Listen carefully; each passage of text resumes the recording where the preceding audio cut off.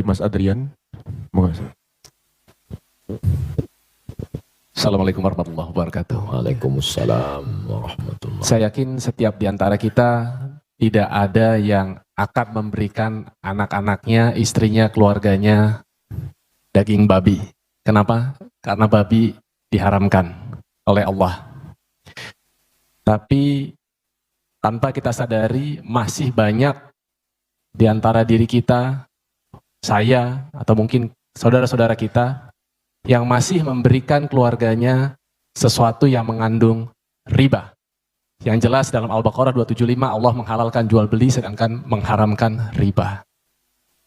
Ustaz Abdul Somad yang saya sangat cintai, bagaimana untuk meyakinkan diri kita, keluarga kita dalam era zaman saat seperti ini yang sudah penuh dengan materialisme, kapitalisme, supaya kita bisa selamat khususnya dari hal yang diharamkan oleh Allah tersebut. Jazakallah khair Ustaz. Assalamualaikum warahmatullahi wabarakatuh. Waalaikumsalam warahmatullahi wabarakatuh. Mengapa orang terjebak pada riba? Pertama, kita tidak tahu. Yang tidak tahu, kita kasih tahu. Setelah tahu, maka harus berubah. Mengapa orang terjebak pada riba? Karena kebutuhan ekonomi, terdesak. Pilihannya cuma dua. Kalau tidak riba, mati. Maka dalam hal ini berlaku hukum darurat. Ad-darurat tubihul mahzurat. Yang darurat membolehkan yang terlarang sampai daruratnya hilang. Oke, termaafkan. Emergensi. Yang ketiga, terjebak pada riba karena style. Kalau tidak ngutang, tidak dianggap sebagai orang kaya. Akhirnya terjebak pada kehidupan yang semu dan palsu.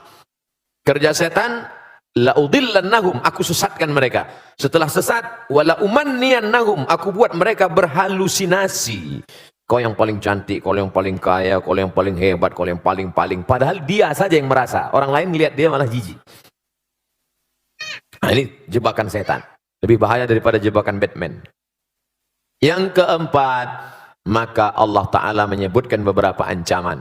Ancaman pertama, alladzina ya'kuluna riba, orang yang makan riba, la yaqumuna illa kama yaqumul ladzi yatakhabbathu syaitanu minal mas. Bangkit dari kubur ketika nanti ditiupkan sangkakala seperti orang yang kerasukan setan. Kata orang Jawa, kesambet.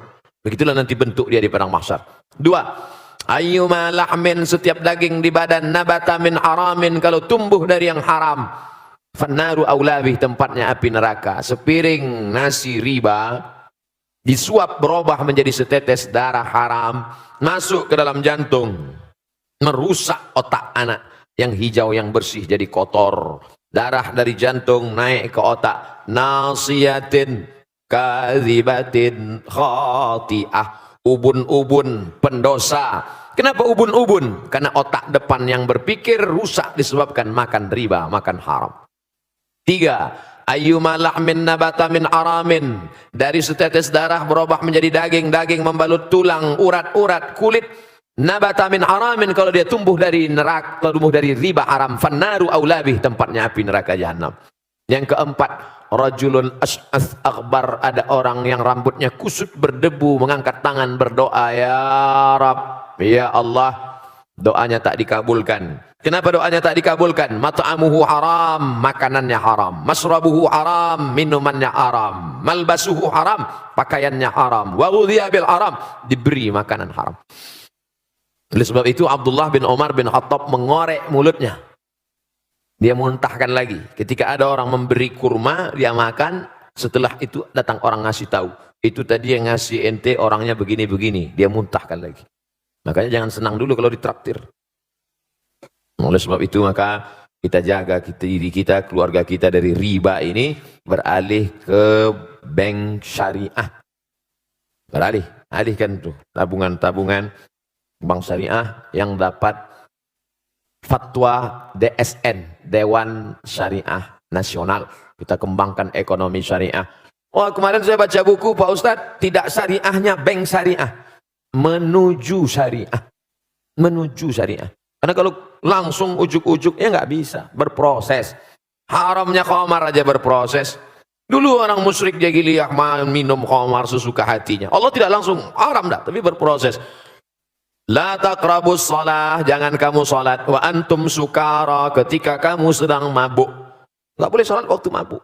Artinya apa? Kalau nggak dalam sholat, boleh mabuk. Tapi jangan dipakai sekarang.